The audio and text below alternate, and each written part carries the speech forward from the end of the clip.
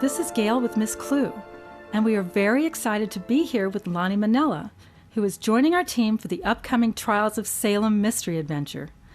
Lani has appeared in over 500 video games, as well as having done extensive directing, and is also very popular for her excellent performances as Nancy Drew.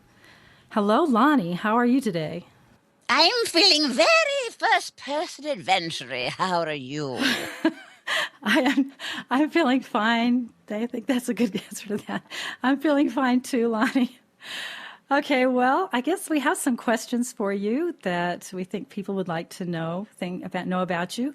And one of them is, what drew you into voice acting, and did you ever consider any other professions? I have had to do many other professions, as most voice actors do, because it's usually not something that can keep the money coming in to pay all your bills. But I was always in love with how Disney and Pixar animators worked their magic for all the motions that they would put and the facial expressions. And that was just my dream, to always be in one of those animated movies. I started out doing voices for morning drive radio, and along with being a producer, I had to do celebrities or whoever was in the news that day, including Lady Di, which nobody ever heard her. So I just had to pretend that I knew what she sounded like. And it panned out from that into other VO work. And it started, from after the radio, I started doing more games and commercials and things of that nature. And I didn't ever get, too much more involved. I'd love to still do animation. I have done a few animated things and cartoons, but since I'm not a celebrity, that makes it more difficult, you see, darling. Well, you're a celebrity to us. Thank you. So you started in radio. That's really interesting. Well, that's when I was most vocal. I've done 15 years of retail. I used to work, as a manager of warehouse records. I did real estate. I did all kinds of other things. But yeah, morning drive. I even had to drive to Tijuana every morning because our station had a huge transmitter over there, and that was before the days of micro dishing, and so that was an interesting experience. But yeah, morning drive, you never get any sleep, and you have to be right on the ball with whoever's in the news, so it was an interesting challenge. Wow, it does sound like that. Did you ever consider the stage or movies? Yes, I have done a play. I've been in a movie, but boy, the amount of time you spend when they're doing reverse lighting and most people spend most of the day at the craft table or being made up, or when you're in a play, you have to just rehearse the same lines, and it's interesting to have a live audience reaction, but it's not as creative continuously as when you get new parts and new games and new things to do. So I prefer probably not being on camera. I can understand that. So what was your first voice acting experience then? Probably when I came out of my mom and went, anyway, I would imagine I did educational CD-ROMs and arcade games and slot machine VO characters, and then it progressed from there into all these other types of games. Well, then after that, you got parts in some very good video games: Diablo, StarCraft, Unreal Tournament, Nancy Drew, and the Sonic series, where you give voice to a number of different characters. Yeah, and Mass Effect 3 and Last of Us and Hearthstone and World of Warcraft. These are all different types of games, and as well as the other point-and-click action adventure games that are still ongoing. So I just love being able to be challenged. And what I really love is not being a female character. Oh, really? So that would answer, or at least partially answer, another question I have, which is, which other parts do you remember with affection? Creatures, end bosses, animals. Things that you would never imagine are a female doing a hive mind, or the monsters, where they're going to give you some strange things which are not G-rated. So I can't talk about them here. But, the things people bring to mind, and you have to be quick on your feet. And that's what separates a lot of good voice actors from the ones that really might not have that talent, is being able to create something instantaneously with no idea. Sometimes you don't even see a picture of these characters. And they'll give you some biographical information that really doesn't help at all. Well, their mother was a Leo and their father studied science, and then this person is supposed to be a three-lipped gahooch, and you're like, okay, what would that sound like? I don't know. So these are the things I prefer is the things that are allowing us to create. And what's really great is to have a good script. Without that, we can do a little, but there's only so much spray paint you can put on junk to make it gold. Yeah, a good script is really important. Mm-hmm. I can definitely attest to that. Okay, and you've been doing a lot of science fiction and fantasy work recently, such as the Fallout 4, which is really amazingly popular, and World of Warcraft Legion, where you do voices for a number of characters, 5, I believe. I don't know. They always have me come in, and I can't tell which game I'm doing because sometimes they'll have me do crossovers for the different ones at Blizzard. They're always a treat. There's a lot of fantasy and sci-fi titles that I've done, and Neverwinter Dungeons and Dragons and Star Trek Online are actually 2 that I cast and direct as well as act in too. So that's another whole genre of MMORPGs.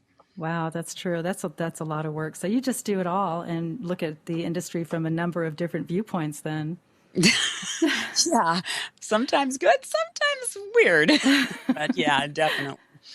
Well, in our upcoming mystery adventure, Trials of Salem, it's set in 1692 during the hysteria of the well-known witch trials.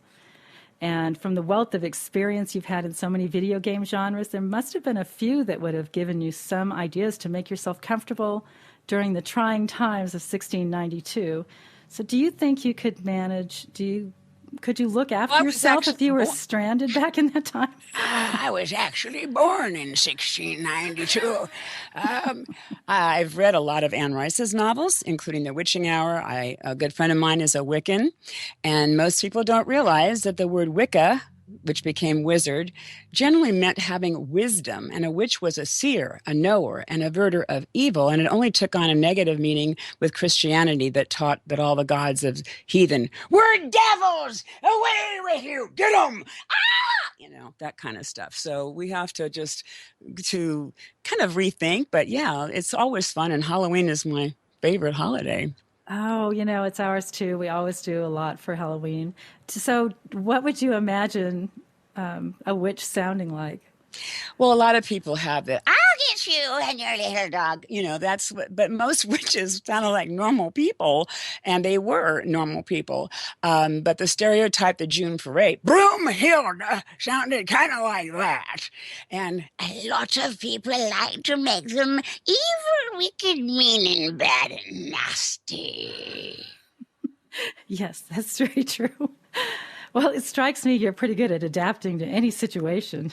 If you were back, if we're still back in 1692, would you try to escape? If I was a witch? I don't know. I guess whatever situation you might find yourself in. Well, the problem is if there was a place to escape to that was any better, you know what I mean? That's the issue. If I could go to my enchanted forest and live with the fairies and elves, sure. But a lot of times, what plague are you escaping from to go to the next plague? It's sure, I wouldn't want to stay there and be a target, but I would do my best to try and make the good out of an evil situation if I could, or I would just be evil and eradicate everybody. That would be great. That's very true. Yes, my pet. Go get him. All right. Okay, so if you had an MP3 player and an indefinite supply of batteries, and you could take along just one song, what would that be? Oh, jeez. This is one of the weirdest questions. I think anything gets old. Even a tattoo on me would get old after a while. But I guess maybe your song, Elton John, or what might be better is if I could find some very long, drawn-out symphony that had a whole bunch of different movements and it may not get old that quick. What would yours be? Can you answer that question? Actually, I think you had a very good answer to that. I'd probably go with your very long, drawn-out symphony that was complex because you're going to learn something from that at least, right? Well, maybe you can not have it so that you can only hear it in your sleep playing over and over and over again. Yeah, that might be a good thing. That's very true. Okay, and what one luxury would you take back in time with you? Darling, I don't live in luxury, so that was a difficult question to address. I would want a magic lamp, a magic wand, but since we don't have those, I would go for a large trunk filled with modern day medicines and vaccines and the knowledge to fight disease, plagues, and parasites without being considered to be a witch. You know, that's very practical. That's a good choice. Because then I could And survive it, maybe. yeah, really. And what about one book? Oh, of course, the medical reference book to use all those things in my trunk. Oh, absolutely. You'd have to have that. Otherwise, I go, what's this for? There's no labels on this stuff. Yeah, then you wouldn't be able to use it. Or at least you might Like, want to try, but it could be a stick a failure. needle in my eye. Oh, that's a good one. All right. There have been a lot of famous actresses who have played Elizabeth Bennet from Pride and Prejudice, and both on stage and radio and in the movies, most recently Keira Knightley and, of course, Lily James. What do you think about being the first actress to play Elizabeth Bennet in a Regency mystery game? I think it's a great honor, and I hope I really can do it justice. And yeah, bring it on. Let's have a three-way with those other ones and see who can do it best, just voice acting. No, I think it's going to be a thrill, and I hope I do it the way that you have envisioned, and we're going to have some good reactions. I won't allow any bad reactions, so we'll make it good. Okay, I think that's great. I'm really looking forward to that. Me too. Well, thank you so much, Lani Minella, for being with us today. And again, we are very excited that you're going to be a part of our team for Trials of Salem. Oh, I'm really excited myself. I can't wait. And your stuff looks just absolutely marvelous, and I congratulate you on all the great games and work you're doing.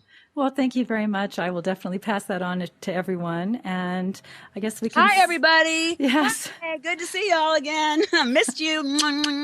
There you go. Goodbye, everyone.